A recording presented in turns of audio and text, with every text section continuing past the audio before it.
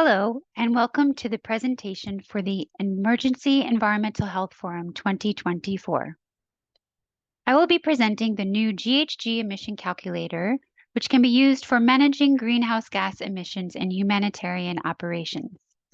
This work has been a joint development project by myself, Cara Tobin with EPFL EssentialTech Center, Natalia Montoya with EPFL, Manuel Krahenbuhl with Geneva Technical Hub, and Benato with UNHCR. The GHG emission calculator has been developed in the framework of the Geneva Technical Hub, or GTH. The GTH has been established to improve the lives of forcibly displaced people and their host communities so that they can have improved clean energy sources, more sustainable environment, and improved WASH practices. The GTH has been funded by the Swiss Agency for Development and Cooperation. It has brought together Swiss academia and expert practitioners. The hub has been established to work with UNHCR on its operational contexts in terms of tackling complex technical problems, sharing learnings, and finding solutions.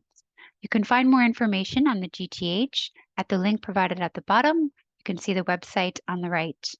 Please note that the link for the GHG emission calculator is provided on the bottom right-hand side of this presentation. So why do we need a GHG emission calculator? There has been increased interest to indicate emissions from humanitarian programs for holistic operational decision-making with respect to financial, technical, and social and climate aspects.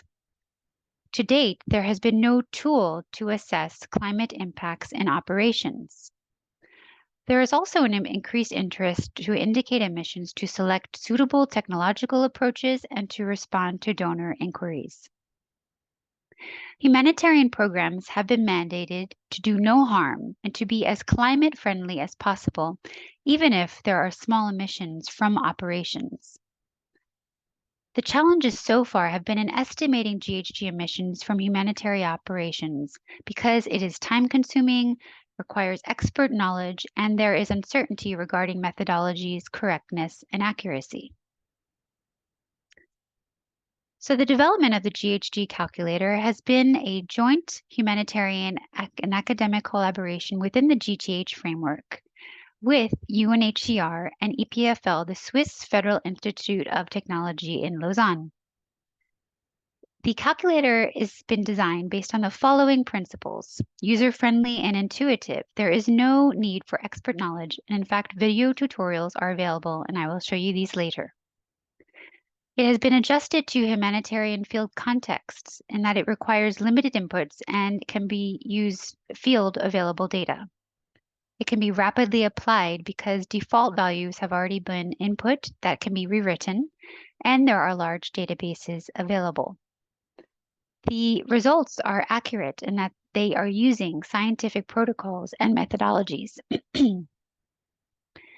The work has been scientifically approved by testing it against full life cycle assessments. And finally, it is freely available for all organizations and individuals. The GHG emission calculator is comprised of 5 operation-focused modules. As you can see from the left, it focuses on water supply, which includes water trucking and water pumping, with various energy sources, including diesel, PV or solar, grid, and a hybrid of these. It also looks at solid waste management, including various waste materials such as bio-waste or plastics, and looks at management practices that are common to humanitarian operations, such as going from open pit to composting or from open burning to landfills. It looks at energy for facilities such as health centers with various fuel sources, such as, again, the same as those for water supply. It also looks at various types of cook stoves for the cooking module, including artisanal or liquid-based fuel stoves. There are various cooking fuels, such as firewood, charcoal, LPG, used in the tool. And there is a lighting module, which looks at various lighting devices, such as lanterns or torches, and has various energy sources such as kerosene or the other energy sources used in the other modules. Now I will show you a short demo of the tool, and you will see basically that I will be looking at a scenario of going from a baseline of pumping water with a diesel generator to pumping water using both solar and diesel. So I'll exit here and so that I can go into the tool. And here you can see the URL for the tool. And you will get access to the tool by clicking anywhere on the right-hand box. So you can create a new assessment by simply clicking here on the plus sign. And you will see that all the countries are available here in the scroll down menu. And so if we click on, for instance, the first country, you will find that the existing sites for UNHCR operations have been pre-uploaded, or you can create your own new site. And when you do so, the country will be zoomed in upon, and you can simply click on the map to indicate your coordinates. I will show you this in more detail by going into an existing scenario that I've already developed. We will look here at the Degahali camp and the simple water supply scenario. So here you will see that, again, this is a UNHCR site, which the coordinates are provided as well as population and daily solar peak hours. This information can be updated, such as if the population in the camp increases over time, and the original values are listed in gray below. Of the 5 modules, they are categorized in 2 categories. Here you can see energy, where you see facilities, cooking, and lighting, as well as the wash category, where we see the water supply and domestic solid waste module. I will now show you the water supply module. Now, this example shows that we are pumping 1 million cubic meter per year with a diesel generator.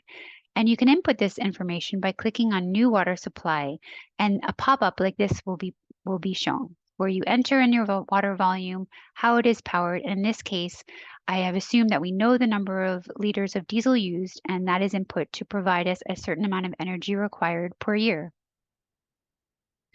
Now, when you click on the Save Baseline, an exact duplicate of the baseline is saved into the end line. I have already edited the end line for the sake of time, and you will see that what I have done is I've created a new intervention called diesel to hybrid. I'm using the same volume of water, 1 million cubic meter per year, and instead of powered by solely diesel, I'm now looking at a hybrid electric mix. And in this case, I'm assuming we do not know the number of liters of diesel. We know a generic generator size that is used in the field.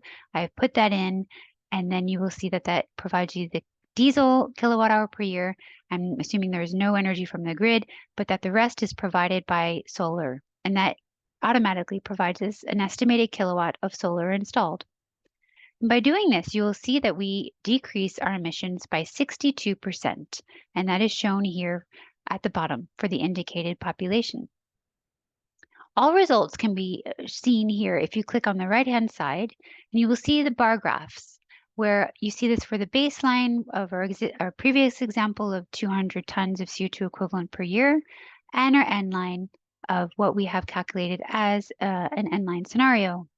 And you will see all of this information for the 5 modules, and it's summed across all the modules, and including the emissions saved for all of the modules. This information can be printed by clicking on the Print tab here. Please note that you can access the databases by clicking on the stacked circle icon. And when you do this, you will find the emission factors for all 5 modules. You will also see that there are grid emission factors provided, as well as default values, such as for lighting, where you find all the references in the right-hand column. As I mentioned, this tool is meant to be user-friendly, and so you will find the comprehensive guidance manual, as well as video tutorials on all of the modules, as well as other things you can do within the tool, such as showing the results and printing. And there are also reports on the life cycle assessments conducted for each of the 5 modules. I will now return to the presentation so that I can show you again how to access the tool and how to contact us if you have questions. So again, we encourage you to test and use the GHG emission calculator yourself with this link. Please feel free to contact any of the developers of this tool using the email addresses below. I thank you for your attention.